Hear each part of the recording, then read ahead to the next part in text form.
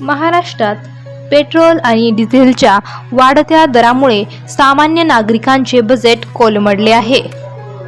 मुंबईत पेट्रोलचे दर 105 रुपयांच्या पुढे तर डिझेलचे दर 93 रुपयांवर पोहोचले आहेत. नागपूर, पुणे आणि नाशिकसह अनेक शहरांमध्ये इंधन दरवाढीचा मोठा परिणाम पाहायला मिळत आहे.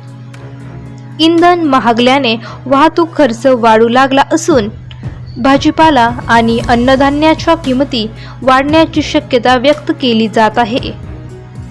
ग्रामीण भागातील शेतकरी देखील डिझेल खर्चामुळे मोठ्या चिंतेत आहेत.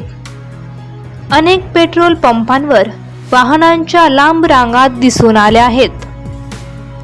नागरिकांमध्ये नाराजीचे वातावरण आहे.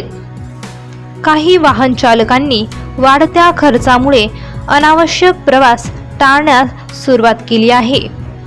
दरम्यान विरोधकांनी सरकारवर जोरदार टीका करत नागरिकांना दिलासा देण्याची मागणी केली आहे.